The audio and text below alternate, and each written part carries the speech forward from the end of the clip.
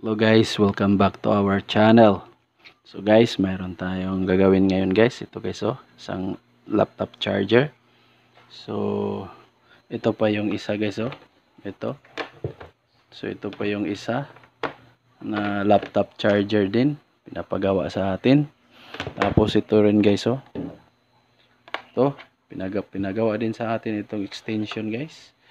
So ito muna ang unahin natin guys dahil kukunin na ito ng may-ari mamaya guys. Okay? So sa mga laptop charger guys, hindi natin ito basta-basta bubuksan yung pinaka board niya dito sa loob. Kasi baka dito lang yung sira sa AC cord. Ayan. O dito sa output na wire. O dito baka may putol. So pag good ito, ang AC cord, at saka good ito, so dito tayo magbubukas. Dito na tayo magto-troubleshoot. So sa charger na ito guys, dito muna tayo mag-troubleshoot sa AC cord. Tapos dito, kung good ba sila. Kung dito lang ba yung sira, hindi sa loob ng charger. Yung main board niya, yung power supply niya. Okay?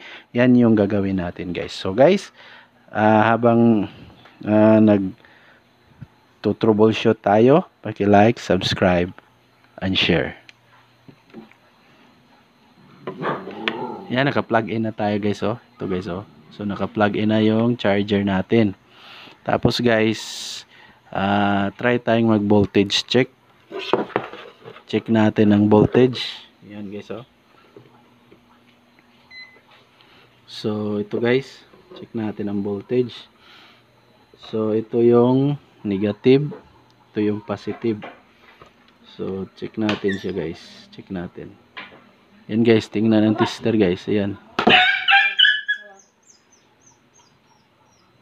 Yan. So yan. So gumagalaw lang siya. 0.14 volts DC. Tingnan ang charger guys. Ito guys. I mean charger. Tingnan yung tester natin guys. So yan guys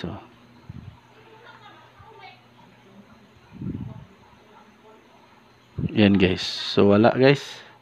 So subukan natin itong galawin dito guys yung wire niya. Ito guys Subukan natin dito guys Yan. Ayusin natin. Ayun. Ayun guys So yan guys. Mayroon siyang 19.23. So ibig sabihin guys, dito lang yung sira guys Dito guys Dito lang yung sira guys Yun, may 19 siya guys So ito yung sira guys dito guys dito. So dito yung sira. Ayan.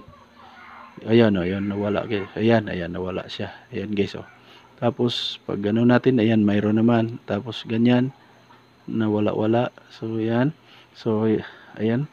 So dito lang yung sira guys. May putol dito guys May putol. Ayan nawala naman siya. Ayan.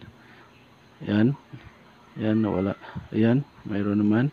So ito yung ayusin natin guys. Dito lang yung sira guys. So ito na yung pinaka-common na sira sa mga charger guys. So marami na tayong na-repair na ganito guys. Ganito yung sira. So dito yung sira guys napuputol. Kasi pag nagcha-charge siya ng matagal, umiinit itong mga strand niya dito. So umiinit ang strand niya at nagiging malutong siya. Umiinit yung strand dito sa loob, nagiging malutong siya, kaya madali na lang siyang maputol kapag nakaganyan guys Okay, so yan yun guys. So idudugtong natin ito guys. Yan yung gagawin natin, idugtong natin ito. Tapos mag time lapse tayo para hindi na humaba ang video. Okay?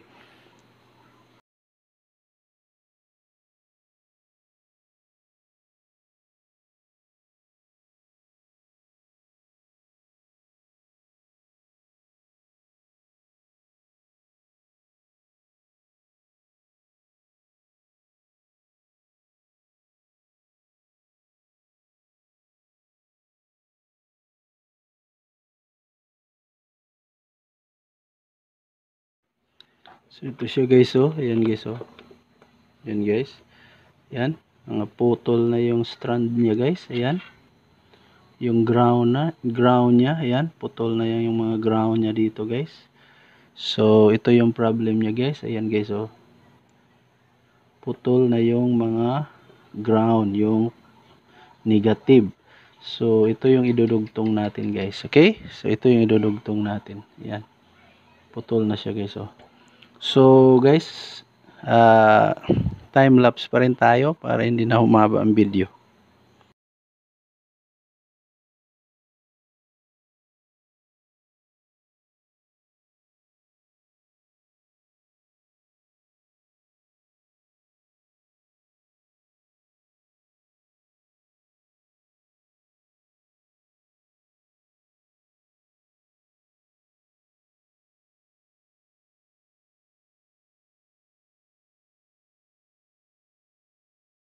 Ito na ang ginawa natin guys. Ayan guys, nadugtong na natin siya. Ayan. So nadugtong na natin siya guys. Tapos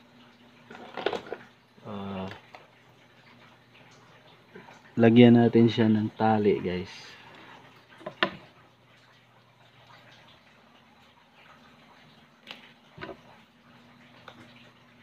So guys, gagawin natin guys ay babalutin natin ito ng tali. Yan, talian natin dito. Yan, ganyan. So babalutin natin siya ng tali. Okay, so yan yung gagawin natin guys. Okay, skip pa rin tayo, skip.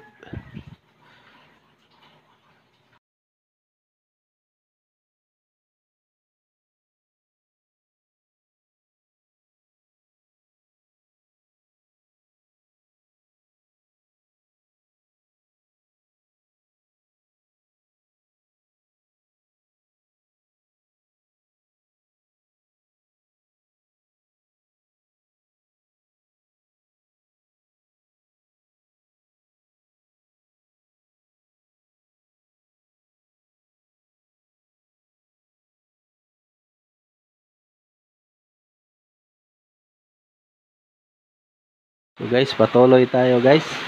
Yan guys, tapos na natin siyang magawa. So ito guys, tinalian na natin siya. Nagtali tayo guys, nagtali. Ayan. So tinalian natin siya nito guys, oh. Tinalian natin siya nito para mas matibay. So ito na yung pinaka the best na paraan guys. Tapos guys, maglagay tayo dito guys, oh, glue. Lagyan natin dito ng glue dito.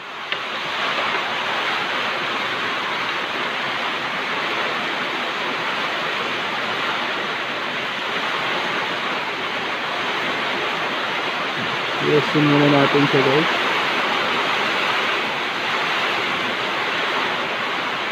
Maulan dito guys, maulan.